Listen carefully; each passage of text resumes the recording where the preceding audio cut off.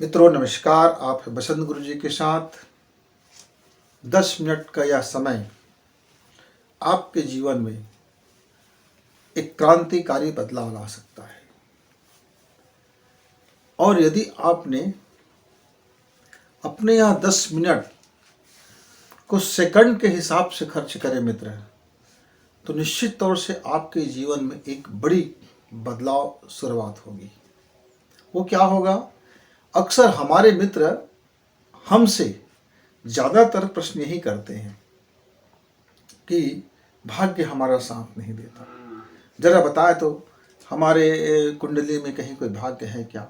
हम असफल हो जाते हैं, लगातार असफल होते हैं।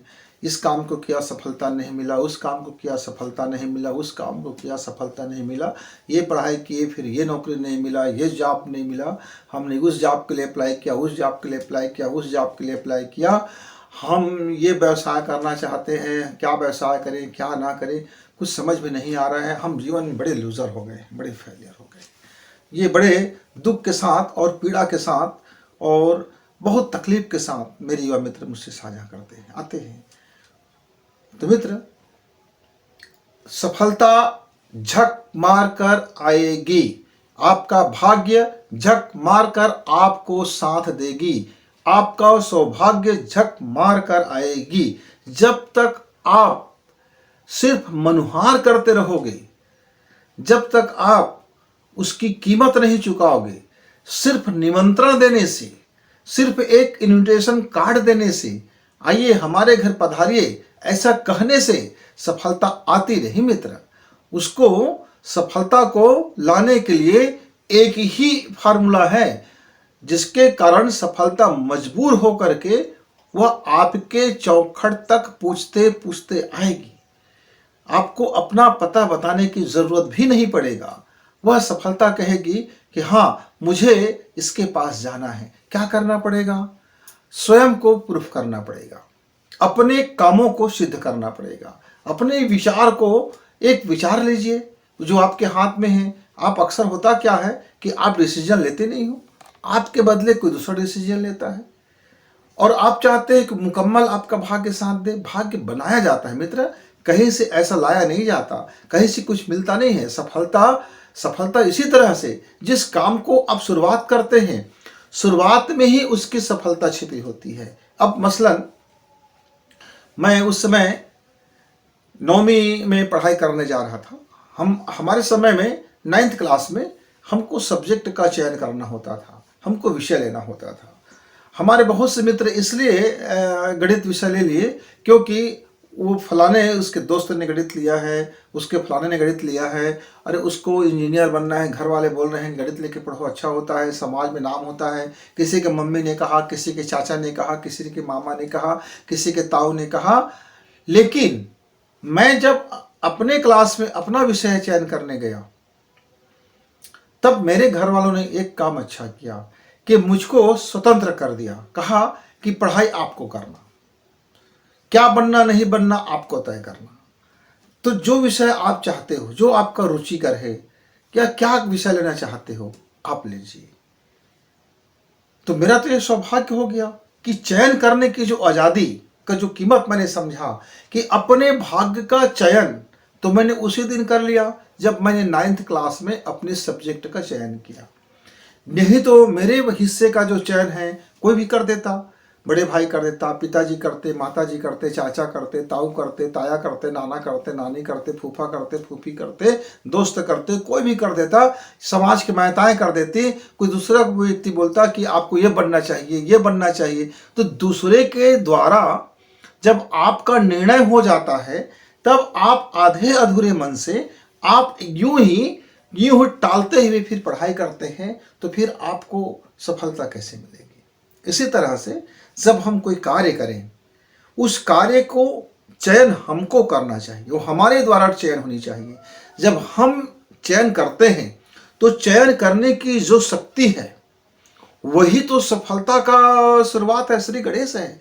फिर वही से तो सक्सेस शुरू होता है, क्योंकि आप तब अपने को प्रूफ करते हो, अपने को सिद्ध करते हो। तब आप किसी के द्वारा लिए गए डिसीजन को आप फॉलो नहीं करते, बल्कि आप खुद अपना विचार फॉलो करते हैं। जब आप अपना थॉट फॉलो करते हैं, जब आप अपना कार्य योजना बनाते हैं, जब आप एक्शन प्लान बनाते हैं, जब आप उस पर चल पड़ते हैं, सारी कठिनाइयों को झेलने के लिए जो भी परिस्थिति बनेगा उसके लिए आप पहले से जब तैयार हो जाते हैं, कि सारी तैयारियां जब आपकी हो जाती है और जब आप उस काम को करने लग जाते हैं, तो सफलता तो झक मार कर आती है दोस्त।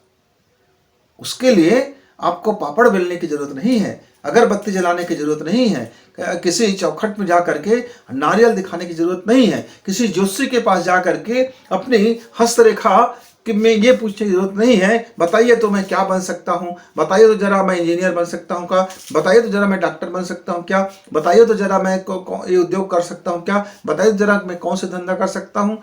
रुचि तुम्हारा, मेहनत तुम्हारा, विचार तुम्हारा, तो चयन तुम्हारा क्यों नहीं होना चाहिए।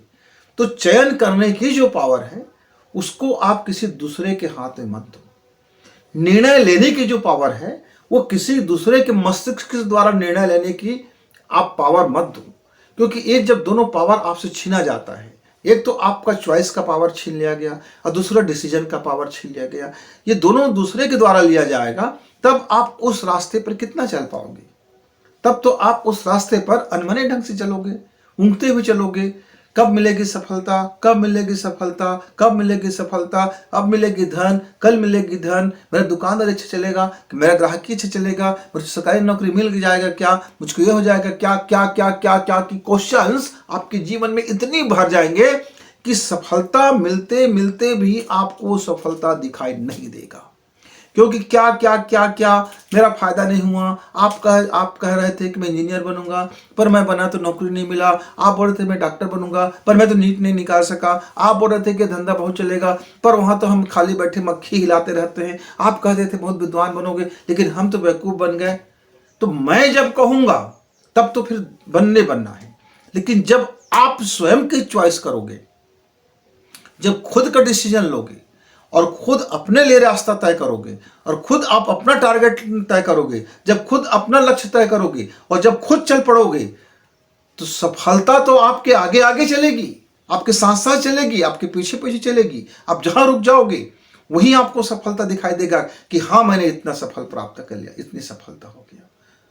मित्र, तो सफलता को आप समग्र रूप में देखते हैं, आप छोटे छोटे खंडों में देखिए कि कितने मात्रा में आपका जीवन अभी तक सफल रहे हैं, किन किन जगह में आप असफल हुए हैं। जहां जहां असफल हुए हैं उनके कारणों के तलाश करेंगे तो वहां आपको मिलेगा कि वह चॉइस आपका नहीं था, वो डिसीजन भी आपका नहीं था, वहां आपका दृष्टिकोण भी नहीं था, वे आप तो अनमने ढंग से कर रहे थे, इसलिए आपका काम वहां फेलियर हो गया। मित्रों, तो स्वयं को सिद्ध करें, खुद को प्रूव करें, और सफलता तो सक्सेस तो जीवन में यूं ही आ ही जाती है, लेकिन हम अपने को सिद्ध करने के बजाय हम किसी दूसरे से चाहते हैं कि वो मेरे लिए कुछ सिद्धि कर दे, मेरा काम कर दे।